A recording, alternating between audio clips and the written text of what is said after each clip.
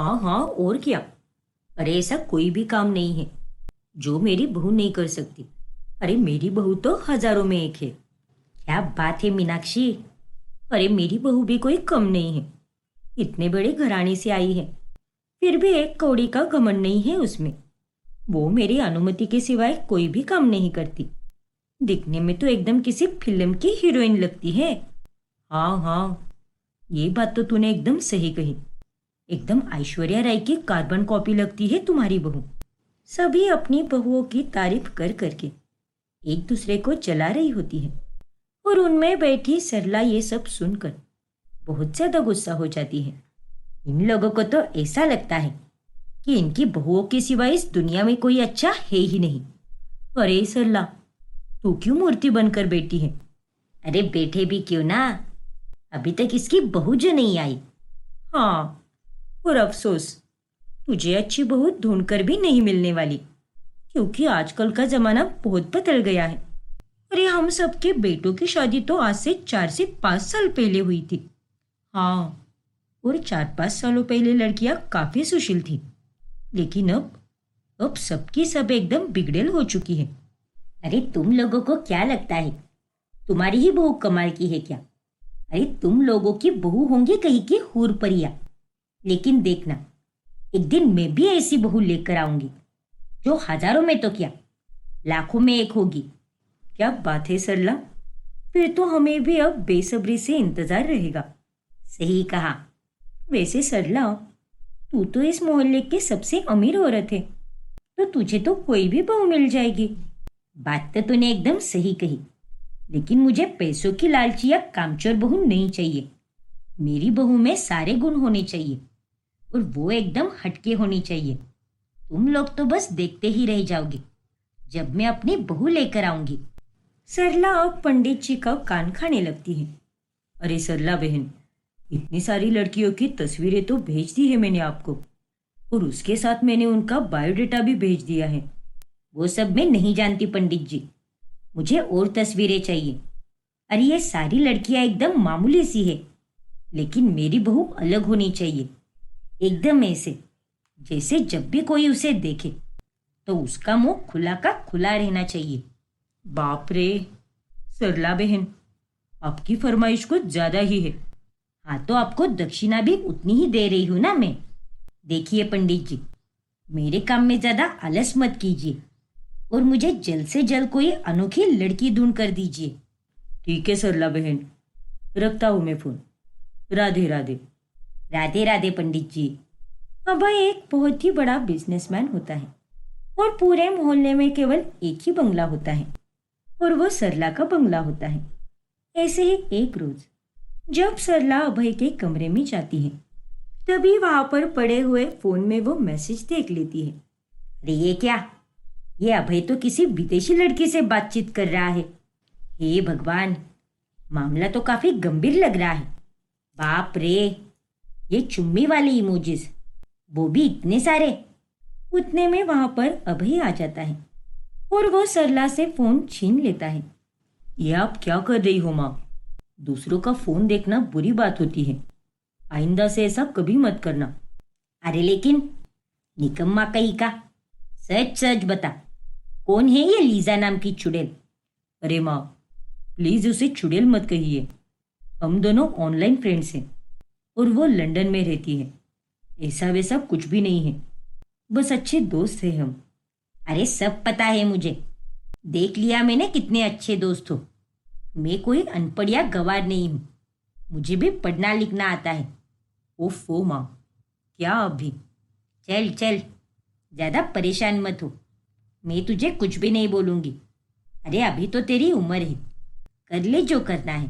मुझे दाल भात में मुसलचंद नहीं बनना है, पागल कहीं का। ठीक है माँ। इतना कहकर सरला वहां से चली जाती है, और वो अब दिन रात उस फिरंगी लड़की के बारे में ही सोचती रहती है। फिर रात में जब अभय सो जाता है, तभी सरला चुपके से जाकर अभय के फोन में से लीसा का सोशल मीडिया आईडी ले लेती है, और फिर बाद में यह अभय तो सामने से लीसा के बारे में कुछ भी नहीं बताएगा, इसीलिए अब मुझे ही इससे बात करनी होगी। उन दोनों की चैटिंग को पढ़कर तो ऐसा ही लग रहा था जैसे दोनों एक दूसरे से बेहद प्यार करते हैं। एक काम करती हूँ, सीधे कॉल कर देती हूँ लीसा को। यहाँ पर तो रात हो रही है, तो वहां दिन हो रहा होगा। लीसा उठा लेगी मेरा फोन। अब सरला सीधे लीसा को कॉल करती है और लीसा सरला को सुनकर हैरान रह जाती है। Oh my god, Sarla aunty, आप कैसे बात कर रही है मेरे साथ? आई मीन, आपके पास मेरा नंबर कैसे पहुंची? दया रे दया, ये फिरंगन तो हिंदी भी बोलना जानती है। वो दरअसल बेटा हुआ यूं कि अब सरला लीसा को सब कुछ बताती है कि कैसे वो उस तक पहुंची और वो उसके सामने शादी का प्रस्ताव रखती है। व्हाट? शादी? यस यस, शादी। मेरा मतलब शादी। देखो लीसा, मैंने गलती से ही से पर तुम्हारे और अभय के सारे चैट्स पढ़ लिए थे और मैं इतनी भी बेवकूफ नहीं हूं जो मुझे कुछ भी समझ ना आए। अरे मैं सब समझ चुकी हूँ कि तुम दोनों एक दूसरे से प्यार करते हो। यस आंटी, आपने सही सुनी है। We both love each other a lot और हम शादी के बारे में भी सोचे हैं, बट इतना जल्दी नहीं। अरे बेटा, शादी ब्याह सही उम्र में हो जाए तो ही अच्छा होता है। चलो अब जल्दी से इंडिया आ जाओ और मेरी बहू बन जाओ। पर आंटी, पर वर कुछ नहीं, अभय मेरी बात के आगे कभी नहीं जाएगा। बस तुम यहाँ पर जल्दी से आ जाओ, मैं तुम्हारे लिए टिकट्स बुक करती हूँ। नो नो नो, आप टिकट्स काय को बुक करती हो? काय को? अरे बाप रे, तुम तो यहाँ की भाषा को ज़्यादा ही अच्छे से जानती हो। Not like that. मैंने वो एक वेब सीरीज देखी थी, उसी में ये शब्द इस्तेमाल की हुई थी और मेरे को हिंदी इसीलिए आता है बिकॉज मैंने लाइफ में ढेर सारी इंडियन मूवीज देखी है। अच्छी, मेरा मतलब अच्छा। हे भगवान, इस फिरंगन से पहली बार बात करके ही मेरी हिंदी की ऐसी की तैसी हो रही है। लेकिन जब ये मेरी बहू बनेगी तब क्या होगा? खैर, इसे तो मुझे किसी भी हालत में अपनी बहू बनाना है। मेरी लाखों में एक फिरंगी बहू जो मोहल्ले में आते ही सबके सब हिल जाएंगे। देखिए आंटी, आप मेरा टिकट नहीं बुक करिए, मैं आ जाएंगे अकेली ही। Don't worry. अब लीसा लंदन से इंडिया आती है और वो भी अभय के घर पर। अभय लीसा को घर आए देखकर एकदम से चौंक जाता है। ओ तेरी, अभय, तुझे क्या हो गया है? अब तो तुझे हर जगह लीसा दिखाई दे रही है। अभय, मैं तुम्हारी लीसा ही है। मैं लंदन से आ गई है। क्या? हाँ बेटा, तू कोई सपना नहीं देख रहा। लीसा सच में आई है यहाँ पर और इसे मैंने ही बुलाया है। व्हाट? मेरा मतलब ये सब कब हुआ? कैसे हुआ? मेरा तो दिमाग ही चकरा रहा है। दरअसल हुआ यूं। फिर सरला अभय को सब कुछ बताती है कि कैसे उसने लीसा को इंडिया बुलाया होता है और वो अब उन दोनों को उनकी शादी का फैसला भी सुनाती है। अरे क्या माँ, आप तो एकदम चालाक निकली। लेकिन मुझे इतनी जल्दी शादी नहीं करनी और ना ही लीसा को करनी है। अरे बकवास बंद करो तुम दोनों अपनी। इसी महीने में शादी होगी तुम दोनों की। तेरा तो पता नहीं, लेकिन लीसा राजी हो चुकी है। क्या? लीसा, ये सच है? Yes Abhay, it is true. वक्त बीतता जा रहा है और मैं चाहती हूँ कि मेरे बेटे की शादी एकदम सही वक्त पर हो जाए और मुझे लीसा जैसी ही लाखों में एक बहू चाहिए थी। ठीक है फिर, अब जब माँ और गर्लफ्रेंड ही राजी है तो मुझे कोई दिक्कत नहीं है। इस तरह से लीसा और अभय की शादी हो जाती है और सरला की फिरंगी बहू देखकर मोहल्ले में सबके सब आश्चर्यचकित रह जाते हैं। बाप रे, अरे सरला, तूने तो एकदम तीर मारा है। सीधे फिरंगी बहू लेकर आई है तू तो। वही तो कहा था ना मैंने, मेरी बहू लाखों में एक होगी। लेकिन ये फिरंगी होकर भी हिंदी बहुत अच्छे से जानती है और एकदम सुशील है मेरी बहू। वाह सरला, तेरे तो मजे है भाई। अब लीसा सबके लिए घर में चिकन बनाती है। अरे बहू, इस चिकन के साथ रोटी या चावल कुछ बनाए नहीं क्या तूने? नो माँ जी, इसे तो ऐसे ही खाएगी तुम। क्या? अरे लिसा, यहाँ पर हम सिर्फ नॉनवेज नहीं खाते, उसके साथ रोटी या राइस भी खाया जाता है। Oh my God, I am sorry माँ जी, मैं अभी बनाते हैं। वेट, अरे कोई बात नहीं बहू, अब रहने दे, आज हम ऐसे ही खा लेंगे, लेकिन अगली बार से ध्यान रखना, ठीक है ना? पक्की माँ जी, मैं ध्यान में रखेगी, ये डोंट वरी। मोहल्ले की औरतों को सरला से अब जलन होने लगती है, इसलिए एक दिन वो लिसा के साथ मस्ती करती है। अरे लिसा, जरा यहाँ पर आओ तो। नमस्ते काकड़ी जी। काकड़ी जी? अरे गधेड़ी, वो काकी जी होता है। ओह सॉरी काकी जी, मेरा हिंदी नॉट सो गुड। बोलिए ना, क्या हुई है? मेरा एक काम करोगी क्या? उस बूढ़े आदमी के पास चली जाओ और उससे कहो चुम्मा चुम्मा दे दे। व्हाट? काकी जी, मैं कोई बुद्धू नहीं है, बचपन से इंडियन फिल्म्स देखते आई है मैं। चुम्मा चुम्मा दे दे मेरा फेवरेट सॉन्ग है। आपको लगा कि ये फिरंगी है तो इसको येड़ा बना देते हैं, बट ऐसे नहीं हो पाएगा। तभी वहां पर सरला आती है। अरे कितनी बड़ी जलकुकड़ी है रे तू, मेरी बहू से ऐसी हरकतें करवा कर उसकी इज्जत की धज्जियां उड़ाना चाहती है क्या? अरे नहीं सरला, मैं तो वो। अरे दफा हो जा मेरी नजरों के सामने से, वरना मुझसे बुरा और कोई नहीं होगा। फिर वो औरत वहां से भाग जाती है। फिर एक दिन जब सरला बाजार से घर आती है, तभी वो लिसा को फोन पर बात करते हुए सुन लेती है। अरे टेंशन काय को लेता, अपन है ना, अपन जो करने आएला है वो करके हिच रहेगा मेरी जान। क्या माझी, आप इधर? लेकिन बहू, तू इतनी शुद्ध और गुंडे मवाले वाली हिंदी में कैसे बात कर रही थी और किससे बात कर रही थी? माँ जी, वो मैं अभय से ही बात कर रही थी, उसके साथ मस्ती कर रही थी, उसका दिल जीतने के लिए आई है मैं इधर, तो बस वही बात कर रही थी। हे भगवान, तुम दोनों भी ना सच में पागल कर दोगे मुझे किसी दिन।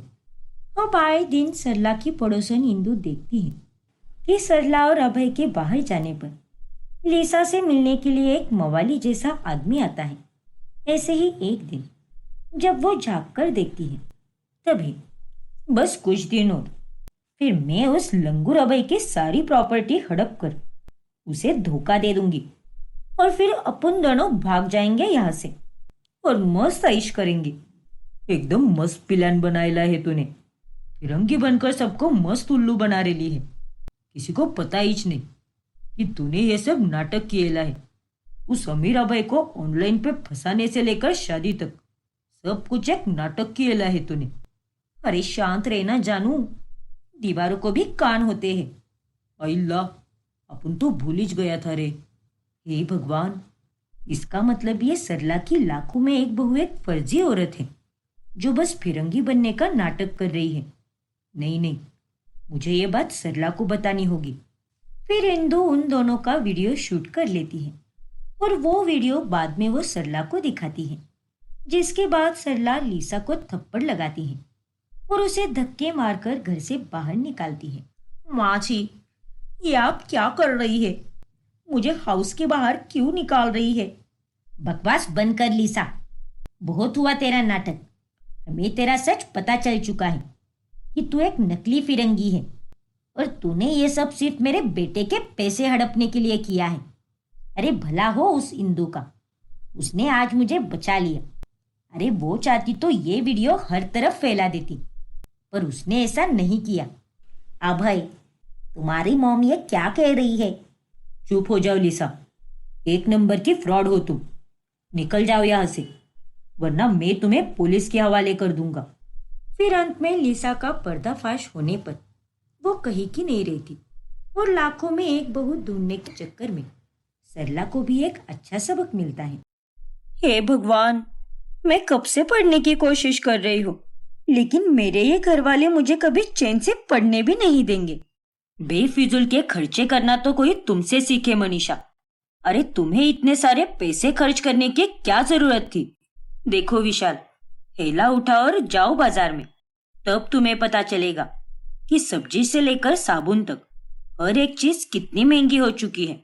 मैं कोई फालतू के पैसे उड़ाकर नहीं आई हूँ। अरे तीज त्योहार पर भी मुश्किल से नए कपड़े पहनती हूँ मैं, और इतना सब सहने के बाद भी तुम मुझे ताने दे रहे हो। कुछ भी मत बोलो मनीषा, और ये बात तो तुम कहो ही मत कि तुम्हें मुश्किल से कपड़े मिलते हैं। अभी पिछले महीने ही तो मैंने तुम्हें वो गुलाबी साड़ी दी थी। अरे वो भी कोई साड़ी है क्या विशाल? कितनी सस्ती साड़ी है वो। उससे अच्छा तो मेरे मायके से लाई हुई साड़ियां है। मनीषा, कीमत मायने नहीं रखती, बल्कि उसके पीछे देने का भाव मायने रखता है। नहीं विशाल, कीमत भी मायने रखती है। तभी वहां पर रोहिणी आती है। भैया भाभी, अब आप दोनों बस भी कीजिए। मैं कब से पढ़ने की कोशिश कर रही हूँ, लेकिन अभी तक एक चीज भी मेरे दिमाग में नहीं बैठ पाई है। एक तो इतना छोटा सा घर है, और ऊपर से ये रोज रोज के तमाशे। मैं तो इन सबसे परेशान हो गई हूँ।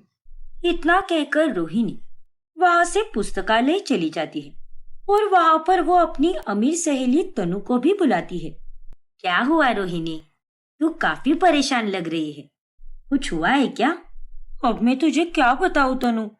एक तो मेरा घर इतना छोटा है कि मैं एकांत में बैठकर ठीक से पढ़ भी नहीं सकती। कभी सिलबट्टे या ओखल की आवाज, तो कभी माँ के चिकचिक, नहीं तो भाभी भैया के झगड़े, तो कभी भांजी की शैतानियां। अरे यार, तुझे इस तरह से देखकर मुझे बहुत बुरा लगता है। लेकिन तेरी जिंदगी तो एकदम मस्त है। हम मिडिल क्लास वालों के घरों में ये रोज की कहानी है।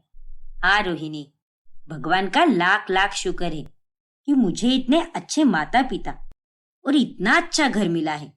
सच में मेरे घर जैसी शांति और कहीं नहीं मिलेगी तुझे। लेकिन रोहिणी, तू चिंता मत कर, तेरी भी जिंदगी एक ना एक दिन मेरी जैसी होगी। देखना तू। अब क्या पता तनु, आखिर मेरे नसीब में क्या लिखा है। ऐसे ही एक दिन। क्या? अरे तेरा दिमाग तो ठिकाने पर है ना? तुझे एक हफ्ते के लिए सैर पर जाना है, वो भी अपने कॉलेज के दोस्तों के साथ। नहीं नहीं, ऐसा बिल्कुल नहीं हो सकता। लेकिन माँ, मेरे सभी दोस्त जा रहे हैं, साथ में टीचर्स भी हैं, तो डरने वाली क्या बात है उसमें? आप खामोखा मेरी चिंता कर रही हो। देखो रोहिणी, एक बार माँ ने कह दिया ना, तो बस बात खत्म। तू किसी ट्रिप विप पर नहीं जाने वाली, और ये ट्रिप वगैरह में पैसों की बर्बादी करने की क्या जरूरत है? कुछ भी विशाल, अरे तुम्हें तो सब कुछ पैसों की बर्बादी ही लगता है, और मुझे तो ऐसा लगता है कि तुम भी एक बर्बादी ही हो। मनीषा बहू, ज्यादा जबान मत चला, वरना एक लपड़ लगाकर तेरे मायके पार्सल कर दूंगी तुझे। हाँ तो फिर जाने दीजिए ना रोहिणी को, और ये अभी नहीं जाएगी तो कब जाएगी? शादी होने के बाद ससुराल वाले तो इसे कहीं अकेला बिल्कुल नहीं छोड़ेंगे। आप और आपका बेटा, आप दोनों भी एक नंबर के कंजूस मक्खी चूस हो। अरे कितना पैसों के बारे में सोचोगे? जरा रोहिणी के बारे में भी तो सोचिए।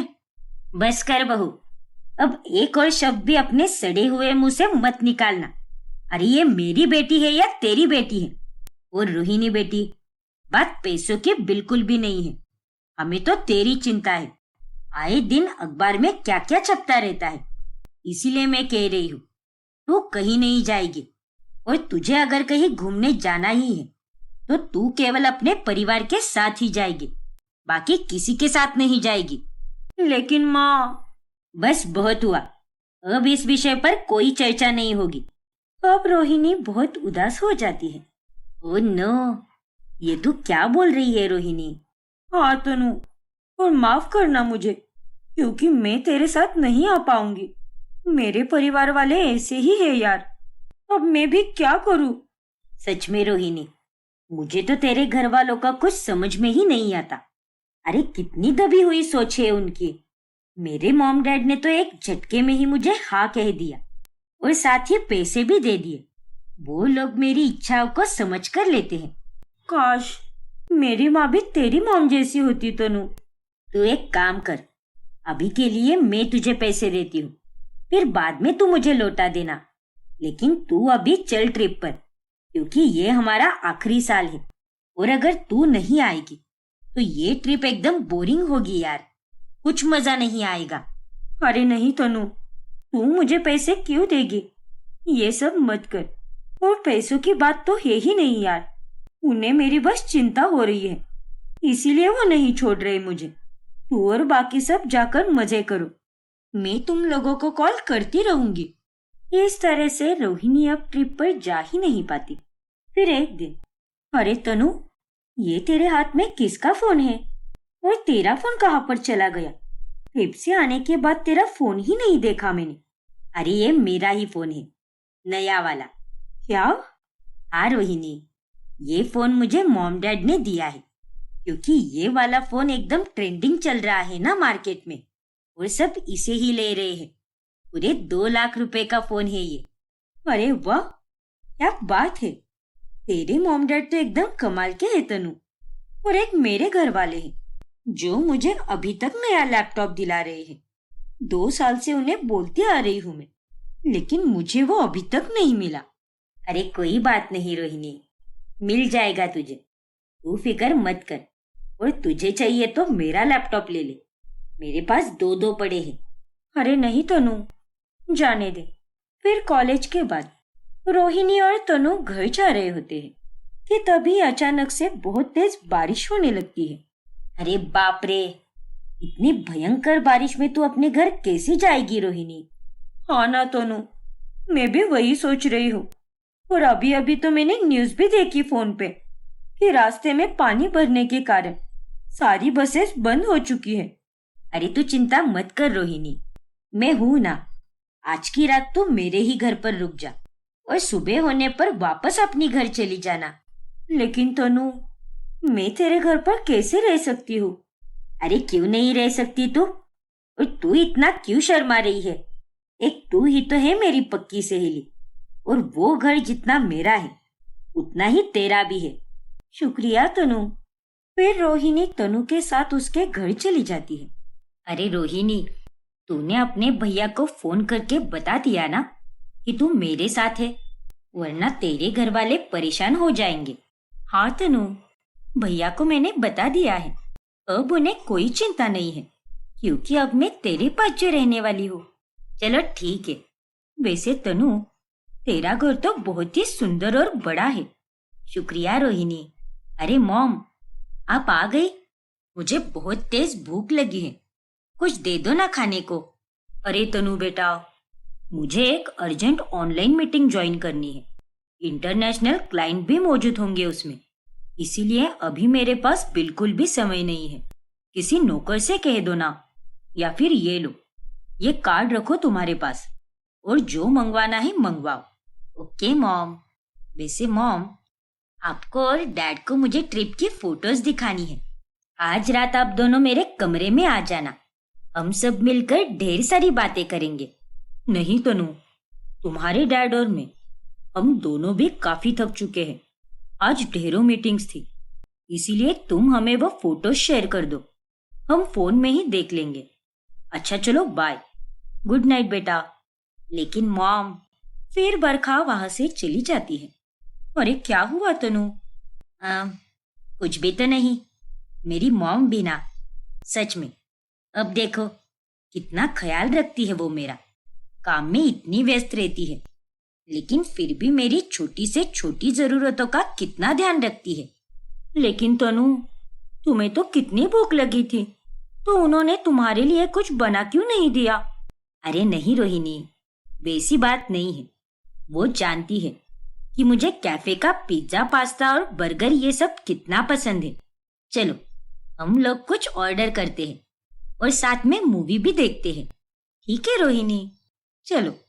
ऐसे ही एक रोज जब रोहिणी की तबीयत खराब हो जाती है, तभी, बुआ, मैं आज स्कूल नहीं जाऊंगा, मैं आपके पास ही रहूंगा और आपका ध्यान भी रखूंगा। ये ले रोहिणी बेटा, ये काढ़ा पी ले, इससे तेरा बुखार कम हो जाएगा। और ये ठंडी पट्टी भी बदल दे, इससे तेरा जुकाम जल्दी से ठीक हो जाएगा। और रोहिणी, तुम्हें जो भी खाना है वो मुझे तुम बोल दो, या फिर मैं तुम्हारे लिए देसी घी वाली दाल खिचड़ी बना दूं क्या? या फिर दलिया बनाऊं? या फिर सूप? अब तुम ही बताओ मुझे कि तुम्हें क्या खाना है। हे भगवान, अरे बस मामूली सा बुखार ही तो आया है मुझे, तो फिर आप लोग इतना परेशान क्यों हो रहे हैं? ए लड़की, एक थप्पड़ दूंगी, ज्यादा बकवास मत कर और चुपचाप ये काढ़ा पी ले। और नहीं तो क्या? अरे बुखार ही तो है, इसका क्या मतलब है? तू मेरी इकलौती बहन है, और अगर मैं तेरा ख्याल नहीं रखूंगा तो क्या पड़ोसन की बहन का ख्याल रखूंगा क्या? पागल कहीं की। फिर एक दिन जब रोहिणी तनु के घर पर पढ़ाई करने जाती है, तभी तनु, तेरे मॉम डैड के कमरे से कब से आवाज आ रही है? सब कुछ ठीक तो है ना? अरे हाँ रोहिणी, सब कुछ ठीक है, तुम उन पर ध्यान मत दो, मुझे ये गणित समझाओ। ठीक है तनु। अरे तुम्हारे कहने का क्या मतलब है अखिलेश?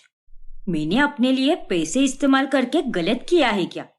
वो बात नहीं है बरखा, तुम समझ क्यों नहीं रही हो? अरे तुम्हें अगर पैसे दूसरी जगह इन्वेस्ट करने थे तो तुम थोड़ा रुक जाती ना। 2 से 3 महीने में मोटी रकम मिलने वाली थी हमें, लेकिन तुमने हमारी उस प्रॉपर्टी को बेच दिया। अरे 2 साल बाद उसका दुगना दाम मिलता हमें। बस प्रॉपर्टी प्रॉपर्टी और प्रॉपर्टी। अरे कितनी प्रॉपर्टीज बनानी है तुम्हें अखिलेश? अगर मैंने अपने नए बिजनेस के लिए पैसे इस्तेमाल कर भी दिए तो तुम्हें मिर्ची क्यों लग रही है? और तुम तो कितनी फालतू की जगह पर पैसे इन्वेस्ट करते हो। हाँ, बकवास बंद करो बरखा, कुछ भी मत बोलो। अरे बकवास तो तुम बंद करो, समझ गए ना? तभी वहां पर तनु आती है। बस भी कीजिए मॉम डैड, जब देखो तब आप दोनों झगड़ते ही रहते हो, तभी तो खुशी से एक दूसरे से बात कर लिया करो। तनु बेटा, तुम जाओ यहाँ से और जाकर अपनी पढ़ाई करो, हमारे बीच में मत पड़ो। फिर तनु अपने कमरे में लौट जाती है। क्या हुआ तनु, तेरे मॉम डैड आपस में लड़ाई कर रहे हैं क्या? क्या लड़ाई? अरे नहीं नहीं, ऐसा कभी हो ही नहीं सकता। वो दोनों एक दूसरे से बहुत प्यार करते हैं। वो तो किसी और के साथ फोन पे झगड़ रहे हैं, शायद कुछ बिजनेस से संबंधित है। ओह, ऐसी बात है क्या?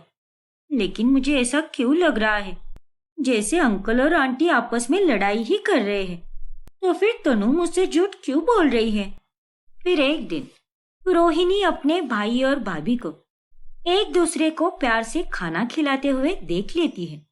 मुझे माफ करना विशाल, कभी कभी मैं हिटलर का रूप धारण करके तुम पे एकदम बरस पड़ती हूँ, लेकिन मैं प्रॉमिस करती हूँ आज के बाद मैं ऐसा कभी नहीं करूंगी। अरे ऐसा मत बोलो यार, तुम जब भी गुस्सा करती हो ना तब बहुत प्यारी लगती हो, और अगर गुस्सा ही नहीं करोगी तो मैं तुम्हारा वो प्यारा सा रूप कैसे देख पाऊंगा? क्यों मेरी बिल्लो रानी, सही कहा ना मैंने? अरे क्या तुम भी विशाल एकदम पागल हो। उन दोनों को साथ में ऐसा देखकर रोहिणी को बहुत अच्छा लगता है। मेरे भैया भाभी को किसी की नजर ना लगे। फिर एक दिन अचानक से रोहिणी को पता चलता है कि तनु को फूड पॉइजनिंग के कारण शहर के सबसे बड़े हॉस्पिटल में एडमिट किया गया है। फिर वो फौरन हॉस्पिटल पहुंच जाती है और तभी वह दरवाजे से देखती है। क्या मतलब, मॉम और डैड कहाँ पर है? वो मुझसे मिले बगैर ही बिजनेस ट्रिप पर चले गए? यस मैडम, उनकी आज शाम की फ्लाइट थी, इसलिए उन्हें जाना ही पड़ा, लेकिन उन्होंने हमसे कहा है कि हम आपका ख्याल रखें। ठीक है, अब तुम जाओ यहाँ से। फिर वो नौकर वहां से चला जाता है और तनु फूट फूट कर रोने लगती है। ये देखकर रोहिणी तुरंत हॉस्पिटल रूम के अंदर चली जाती है। तनु, तनु बस कर, तू रो क्यों रही है? तो फिर मैं क्या करूं रोहिणी, मेरे पास सब कुछ होकर भी कुछ भी नहीं है। आज मैं इस हालत में यहाँ पर एडमिट हूँ और मेरे मॉम डैड मुझे एक बार भी मिलने तक नहीं आए, और वो अपने बिजनेस ट्रिप पर निकल गए। क्या? हाँ रोहिणी, उन्होंने हमेशा से ही ऐसे ही किया है। मैंने आज तक तुझे अपने बारे में सब कुछ अच्छा अच्छा ही बताया है, लेकिन सच तो ये है कि मैं अमीर होने के बाद भी बहुत गरीब हूँ। मेरा घर बड़ा तो है, लेकिन वहां खुशियां नहीं है। मेरी माँ तुम्हारी माँ की तरह मुझे कभी गर्मा गर्म खाना बनाकर नहीं खिलाती।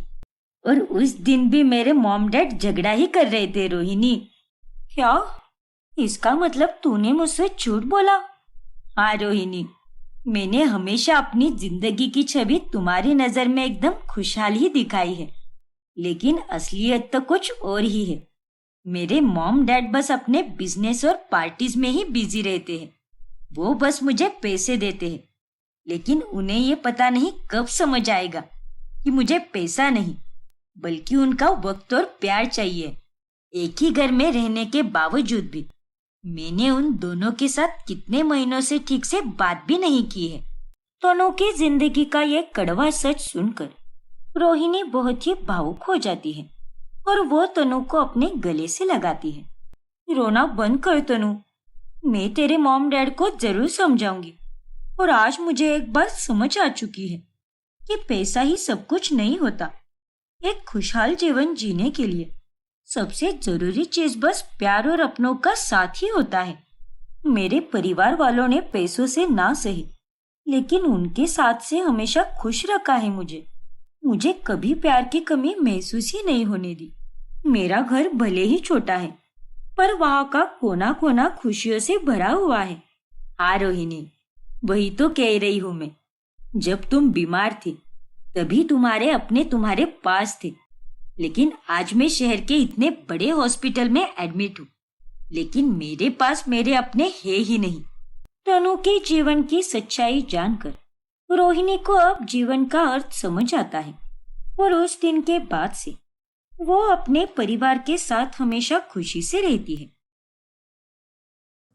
किशोरी अपनी बेटी सीरत और बेटे सार्थक के साथ रहती है। एक दिन जब सीरत घर के बाहर अपनी सहेली से फोन पर बात कर रही होती है, तभी ओफो यार नीता, तू क्या थोड़ी पागल हो गई है क्या? तूने ही मुझे कहा था ना कि केमिस्ट्री का प्रोजेक्ट बनाने में तू मेरी मदद करेगी, लेकिन तू अब लास्ट मिनट पर यह कह रही है कि तू नहीं आ सकती। अब मैं क्या करूं यार, मेरी मदद कौन करेगा? तभी वहां पर उसकी पड़ोसन मनीषा की बेटी भाव्या आती है। अरे सीरत, तुम टेंशन मत लो, मैं करूंगी तुम्हारी मदद। मैं भी एक साइंस स्टूडेंट हूँ और मुझे केमिस्ट्री के प्रोजेक्ट के बारे में अच्छी जानकारी है। मैंने तुम्हारी सारी बातें सुन ली है कि कैसे लास्ट मिनट पर तुम्हारी सहेली ने तुम्हें मना कर दिया है। हाउ स्वीट भाव्या दी, आप तो बहुत अच्छी हो। Thank you so much. चलिए हम जल्दी से प्रोजेक्ट बनाते हैं। फिर भाव्या सीरत के घर जाकर उसके प्रोजेक्ट बनाने में हेल्प करती है और साथ ही वो घर में सबके लिए चाय भी बनाती है। भाव्या का इतना अच्छा बर्ताव देखकर किशोरी उससे बहुत खुश हो जाती है। क्या बात है भाव्या बेटी, तुमने तो सबके लिए चाय भी बना दी, लेकिन इन सब की क्या जरूरत थी? अरे किशोरी आंटी, अब आपके पैरों में दर्द हो रहा है ना, इसीलिए मैंने बना दिया। आप चिंता मत कीजिए, मैंने चाय अच्छी बनाई है। धन्यवाद बेटी। किशोरी अपने बेटे सार्थक के लिए लड़कियां ढूंढ रही होती है। फिर एक दिन वो लोग बाजार में मिलते हैं। तभी अरे किशोरी बहन, मनीषा बहन, क्या हुआ? आप दोनों अपने बच्चों के लिए रिश्ता ढूंढ रही हो ना? मिला कि नहीं कोई? अरे नहीं सुमन, अभी तक मुझे कोई रिश्ता नहीं मिला। हाँ सुमन, मेरा भी यही हाल है। अरे तो फिर तुम दोनों एक काम करो ना, तुम दोनों अपने बेटा और बेटी का रिश्ता क्यों नहीं जोड़ते? वैसे भी सार्थक और भाव्या एक दूसरे को कितने लंबे समय से जानते हैं। अरे हाँ सुमन, मैं तो हर जगह पर रिश्ते ढूंढती रही, लेकिन मेरे दिमाग में अपनी पड़ोसन की बेटी तो आई ही नहीं। भाव्या वैसे एक बहुत ही अच्छी और सुशील लड़की है। जब जब वो घर पर आती है तब वो मेरी बहुत सेवा करती है। हाँ किशोरी बहन, मेरे दिमाग में भी सार्थक का ख्याल कभी नहीं आया। वो भी एक अच्छा और होनहार लड़का है, इतनी अच्छी पोस्ट वाली नौकरी करता है और मुझे इस रिश्ते से कोई एतराज नहीं है और ना ही मेरी भाव्या और उसके पापा को होगा। हाँ मनीषा बहन, मुझे भी कोई एतराज नहीं है। और मेरा बेटा तो वही करेगा जो मैं उसे कहूंगी। इसका मतलब रिश्ता पक्का समझो। इस तरह किशोरी और मनीषा के फैसले से अब सार्थक और भाव्या की शादी हो जाती है और किशोरी की पड़ोसन ही उसकी बहू बन जाती है। लेकिन शादी के बाद जब भाव्या सबके लिए नाश्ता बनाती है तभी, ओ गॉड भाव्या, ये हलवा है या कोई जानलेवा पदार्थ? अरे इसमें तो तुमने चीनी भी नहीं डाली है और ना ही ये पका हुआ है। अरे अगर ये पका हुआ भी होता ना तो मैं उसे उपमा समझकर खा लेता। हाँ भाभी, ये पराठे भी आपने कैसे बनाए हैं? आधे हैं जो कच्चे हैं और बाकी के आधे जले हुए हैं। काव्या बहू, अरे ऐसी कौन सी राजधानी एक्सप्रेस पकड़नी थी तुझे जो तूने इतनी जल्दबाजी में इतना घटिया खाना बनाया? मुझे तो लगा था कि तेरे हाथों में स्वाद होगा, लेकिन तू तो एकदम गई गुजरी निकली। माफ कीजिए माँ जी, पहले ही लेट हो गया था ना, इसलिए मैंने जल्दी जल्दी में सब घोटाला कर दिया। आई एम रियली सॉरी सार्थक और सीरत, अगली बार मैं पराठे एकदम अच्छे बनाऊंगी। उस दिन तो भाव्या को सभी समझ लेते हैं, लेकिन अब बीतते वक्त के साथ साथ भाव्या यूं ही सारे काम जल्दबाजी में करके पड़ोस में अपने मायके में चली जाती है। अरे भाव्या बेटी, आज तू यहाँ पर 5वीं बार आ रही है। अब तेरी शादी हो चुकी है तो तू यहाँ पर बार बार क्यों आती है? हाँ बेटा, ये बिल्कुल भी सही नहीं है। तुम्हें अब अपने घर गृहस्थी पर ध्यान देना चाहिए। माँ पापा, आप दोनों को मेरे यहाँ आने से कोई प्रॉब्लम है क्या? अगर है तो बता दीजिए, मैं वापस यहाँ पर कभी नहीं आऊंगी। अरे नहीं बेटी, हमने ऐसा कब कहा? लेकिन बार बार यहाँ पर आना सही नहीं है। अरे लोग क्या कहेंगे? और ये सब करना तुम्हें एक बहू होने के नाते शोभा भी नहीं देता है। और नहीं तो क्या, अरे ससुराल में एक बहू को कितने सारे काम होते हैं, और अगर उसके बावजूद भी तेरे पास वक्त बच रहा है तो तू उसे अपनी सास और ननद के साथ बिता। लेकिन तू यहाँ पर दिन में 50 बार मत आया कर। ये तेरा मायका है और अब तू पराई हो चुकी है, समझी कि नहीं? नहीं माँ, मैं मेरे सारे काम निपटा कर ही आती हूँ, क्योंकि यहाँ पर आकर मैं वो सब कर सकती हूँ जो मैं ससुराल में नहीं कर सकती। जैसे कि आराम करना, जितना मर्जी हो उतना टीवी देखना, फोन पे बातें करना, जो चाहे जब चाहे खा लेना। और यहाँ मुझे बहुत अच्छा लगता है माँ। हे भगवान! भाव्या की बातें सुनकर मनीषा अपना सिर पकड़ लेती है। मनीषा के इतना समझाने के बावजूद भी भाव्या उसकी कोई बात नहीं सुनती और उसके इस जल्दबाजी में काम करने के कारण एक दिन शाम तक गीले कपड़े बाल्टी में वैसे के वैसे ही पड़े होते हैं और दिन भर वॉशिंग मशीन का बटन भी चालू रहता है। ये देख भाव्या बहू, अरे तेरे मायके भागने के चक्कर में तू सारे काम आधे अधूरे करके जा रही है।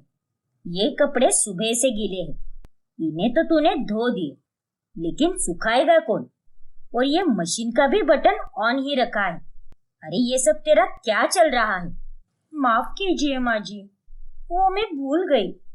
अरे चुप कर, बस माफ कीजिए ही करती रहती है, धोबी कहीं की। अरे शादी के पहले तो तू कितनी संस्कारों वाली लगती थी, लेकिन शादी के बाद तेरे असली रंग पता चल रहे हैं।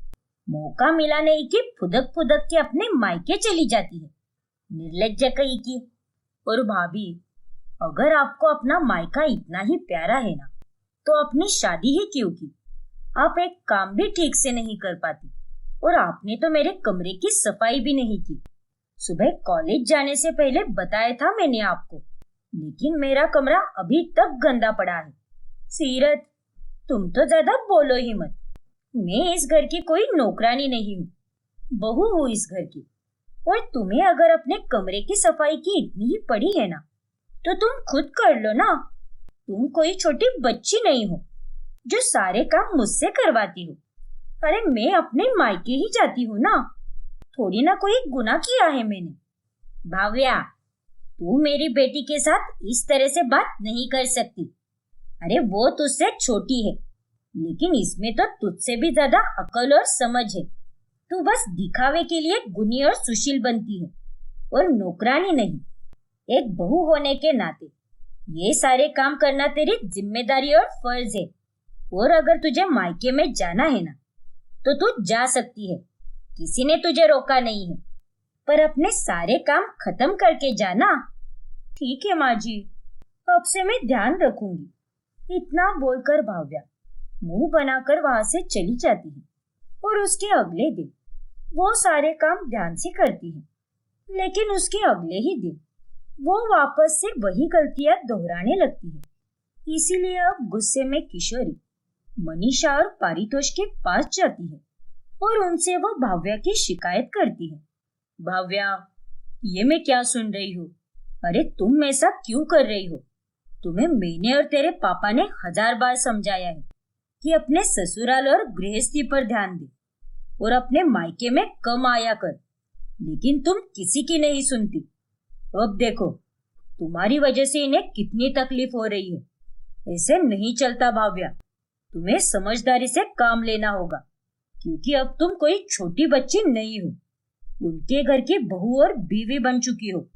माफ कीजिए पापा, माफ कर दो माँ। मैं आइंदा से ऐसा नहीं करूंगी और अपनी बात पर टिकी रहूंगी और ससुराल पर ज्यादा ध्यान दूंगी। पक्का पापा। लेकिन इस बार भी भाव्या अपनी बातों से मुकर जाती है। 3 दिन वह ठीक से रहती है, लेकिन चौथे दिन उसके नखरे फिर से शुरू हो जाते हैं और वो अब दोपहर में छुप छुप कर मायके जाने लगती है, ताकि अपने माँ और पापा के तानों से बच सके। एक रोज, क्या मतलब भाव्या गायब हो गई है? अरे सुबह से तो घर पर ही काम कर रही है ना। पता नहीं बेटा, अरे आजकल तो वह ऐसे ही गायब होती रहती है। शायद अपने मायके गई हो, वहीं पर जाकर देखते हैं।